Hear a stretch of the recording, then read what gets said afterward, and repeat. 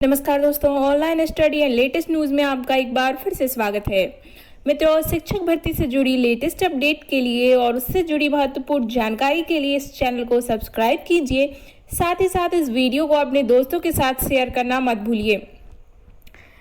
मित्रों, यह वह आदेश है जो आपके लिए जहां आप वेरिफिकेशन कराने जाएंगे। जैसा कि हम सभी जानते हैं कि कल से वर्ग 1 का जो वेरिफिकेशन है वो स्टार्ट होने वाला है 1 जुलाई से।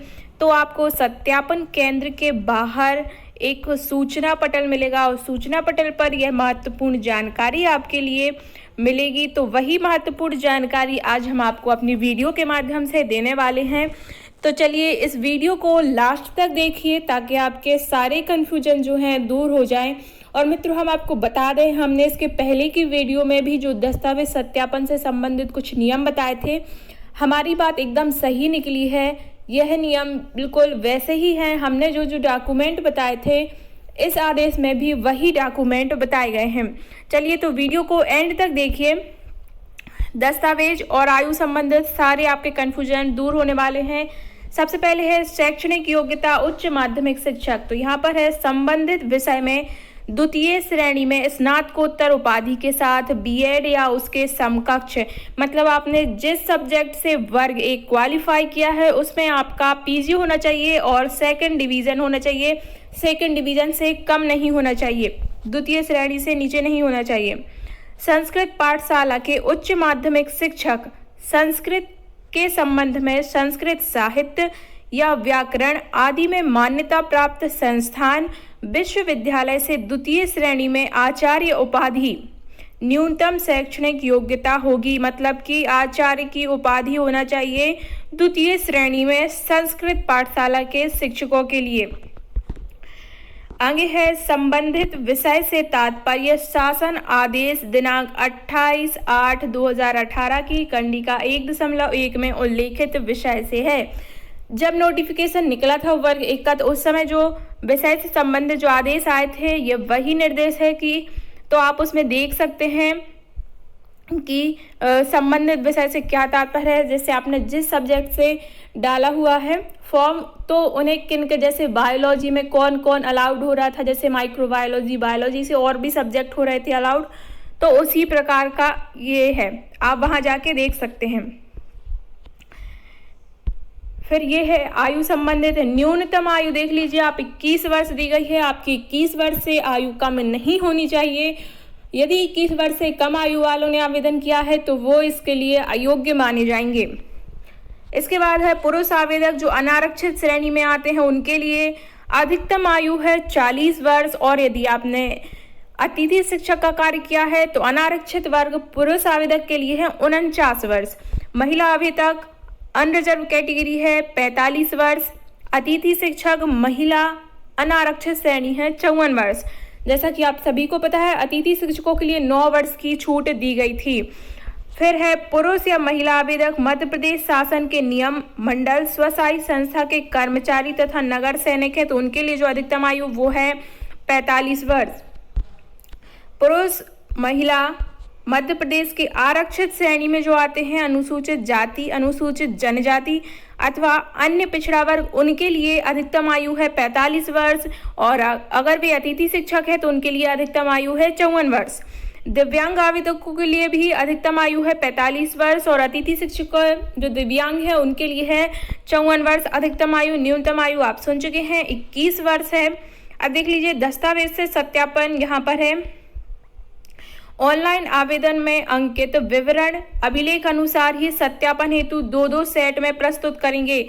मतलब कि आपने जो ऑनलाइन आवेदन में अंकित किया है और आपने जो डॉक्यूमेंट अपलोड किए हैं उसके अनुसार ही सत्यापन में आपको 2-2 जो सेट हैं प्रस्तुत करना है।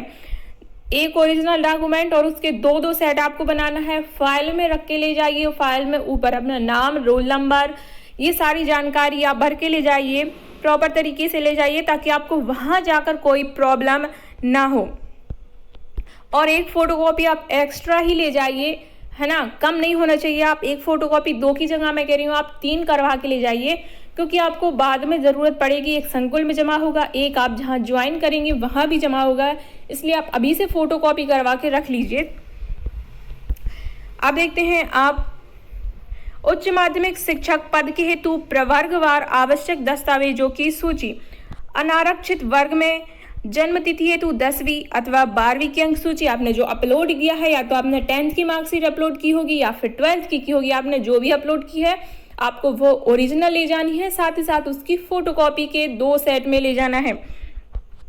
एक बात और बहुत महत्वपूर्ण है, आप जो फोटोकॉपी ले जा रहे हैं वो एकदम क्लियर होनी चाहिए, ठीक है। अगर कोई क्लियर नहीं आ रही है क्लियरिटी फोटोकॉपी में, तो आप उसका स्कैन करवा के प्रिंट आउट भी निकलवा सकते हैं ताकि एकदम क्लियर आए आपकी फोटोकॉपी, क्योंकि कुछ मार्कशीट थोड़ी धुंधली होती हैं और जब हम उनकी फोटोकॉपी कराते हैं तो वो थोड़ी धुंधली सी आती हैं। तो इस बात का ध्यान रखिए कि आपको वहाँ कोई दिक्कत ना हो, इसलिए स्कूल के पास कोई दुकान है ऑनलाइन या नहीं है तो आप अपने घर से पूरी एकदम प्रॉपर तैयारी करके ले जाइए, और टेंशन वाली कोई बात नहीं है, जो होता है सब अच्छे से हो जाता है। फिर है बीएड उत्तीर्ण की अंक सूची, मतलब कि आरक्षित वर्ग के अनारक्षित वर्ग के जो हैं उनके लिए सिर्फ अपनी 10th या 12th संबंधित विषय से स्नातकोत्तर मतलब कि पीजी की अंक सूची ले जाना है, और बीएड की अंक सूची, ठीक है। सिर्फ ये 3 चीजें हैं महत्वपूर्ण। अनारक्षित प्रवर्ग आयु छूट है। अनारक्षित प्रवर्ग में जिन्होंने आयु छूट ली है, जन्म तिथि हेतु 10th या 12th की मार्कशीट, संबंधित विषय से स्नातकोत्तर उत्तीर्ण अंक सूची, बीएड की अंक सूची, आयु छूट संबंधी छूट हेतु दस्तावेज। देखिए, छूट हेतु जो आयु छूट के लिए आपको अपना दस्तावेज ले जाना है। अनारक्षित प्रवर्ग से ठीक है ना, महिला आवेदकों के लिए नहीं है ये। कौन सी महिला आवेदकों के लिए? जैसे अनारक्षित वर्ग की जो महिला आवेदक है उनके लिए बताया 45 वर्ष से आयु, तो उनके लिए नहीं ले जाना। हाँ, 45 वर्ष के ऊपर अगर आप हो गई हैं और फिर आपने आयु छूट ली है तो आपके लिए आयु छूट हेतु जो दस्तावेज आपने लगाया होगा आपको वो ले जाना है। इसके आगे देखते हैं अनारक्षित प्रवर्ग EWS, जन्म तिथि हेतु 10th 12th मार्कशीट, पीजी की मार्कशीट, बीएड। इसके बाद लास्ट है मध्य प्रदेश के अनुविभागीय अधिकारी राजस्व या फिर तहसीलदार द्वारा जारी आर्थिक रूप से कमजोर वर्ग का प्रमाण पत्र यदि लागू हो तो, मतलब आपने EWS में अपना यस किया था, आपका उसमें नाम आया है, तो आपके लिए EWS का सर्टिफिकेट ले जाना है। और सबको बहुत ज़्यादा दिक्कत ही कि मान्य हो या ना हो, मतलब जिसकी वैलिडिटी चली गई है, खत्म हो गई है, तो उनके लिए आप टेंशन की कोई बात नहीं है। यहाँ इन्होंने कुछ नहीं लिखा है कि वो आपका वैध होना चाहिए या अभी उसकी डेट होनी चाहिए। आपके पास जो है, आपने जो अपलोड किया है वही आप लेकर जाइए, ठीक है ना, EWS का। इसके बाद है उच्च माध्यमिक शिक्षक हेतु प्रवर्गवार आवश्यक दस्तावेजों की सूची। ये है अनारक्षित प्रवर्ग के लिए दिव्यांग एवं अतिथि शिक्षकों के लिए जन्म तिथि हेतु 10th 12th ये कॉमन है, पीजी की मार्कशीट, बीएड की मार्कशीट ये कॉमन है। फिर आता है जिला मेडिकल बोर्ड द्वारा जारी दिव्यांगजन का वैध प्रमाण पत्र। यदि आपने दिव्यांग में डाला है, ठीक है ना, तो आपके लिए दिव्यांगजन का जो है वैध प्रमाण पत्र ले जाना है। यह इन्होंने साफ लिखा है कि वैध प्रमाण पत्र होना चाहिए। मध्य प्रदेश के स्थानीय निवासी का प्रमाण पत्र ले जाना है। यदि आपने इसका आरक्षण लिया है, जैसे ध्यान दीजिए, कोई भी जो आरक्षण है वो मध्य प्रदेश के मूल निवासियों के लिए मिलता है। आपने आरक्षण लिया है तो आपको मूल निवासी प्रमाण पत्र भी ले जाना पड़ेगा, ठीक है ना। आपने मूल निवासी प्रमाण पत्र अपलोड किया होगा तो आपके लिए वो भी लेकर जाना है, ओरिजिनल और फोटोकॉपी दोनों ले जाना है। मध्य प्रदेश के शासकीय विद्यालयों में अतिथि शिक्षक के रूप में कार्य करने वाले अनुभव प्रमाण पत्र, आपने अतिथि शिक्षक कार्य किया है, अनुभव प्रमाण पत्र ले जाइए, यह भी आपके लिए क्लियर है। फिर आता है अनारक्षित वर्ग प्रवर्ग दिव्यांग एवं EWS दोनों में आते हैं। जन्म तिथि हेतु 10th 12th, पीजी की मार्कशीट, बीएड। फिर है जिला मेडिकल बोर्ड द्वारा दिव्यांग का वैध प्रमाण पत्र ले जाना है, स्थानीय निवासी का मूल प्रमाण पत्र ले जाना है। मध्य प्रदेश अनुभागीय तहसीलदार द्वारा आर्थिक रूप से कमजोर जो प्रमाण पत्र है, EWS का प्रमाण पत्र है, वो भी आपको ले जाना है, ये भी बता दिया गया है। आपने जो अपलोड किए हैं सीधा सीधा वो बात आपको ले जानी है। इसके साथ साथ यहाँ पर अभी ये तो नहीं बताया गया, पर आपके लिए एक बात ध्यान रखनी है, जो आपने चॉइस फिलिंग की थी और आपको जो रिसिप्ट मिली थी जिसमें आपका बार कोड आता है, ध्यान रखिए जिसमें बार कोड आता है वो आपकी रिसिप्ट है, आपको वो भी ले जाना है, ठीक है ना। और इसके साथ साथ आप कोई डॉक्यूमेंट कम नहीं होना चाहिए, आप अपना एडमिट कार्ड भी ले जाना साथ में। और इसके साथ साथ आपने जो आवेदन जब किया, आपका रिजल्ट, ठीक है ना, रिजल्ट जो आपको मिला था वो भी लेकर जाना है, ठीक है ना। ये छोटे छोटे डॉक्यूमेंट है, आपको यहाँ नहीं बताया गया है, इसमें तो नहीं बताया गया है चूंकि ये बात, पर आपको अपने साथ ले जाना है, ठीक है ना। घर पे रखे हो या आप अपने साथ ले जाएं, बात तो एक ही पड़ती है ना। तो आप साथ में ले जाइए ताकि आपको वहाँ जाकर कोई दिक्कत ना हो। अनारक्षित प्रवर्ग भूतपूर्व सैनिक जो है उनके लिए 10th 12th PG B.Ed और ये सब वही है। बस यदि आप भूतपूर्व सैनिक है तो भूतपूर्व सैनिक का आपको प्रमाण पत्र ले जाना है, ठीक है ना।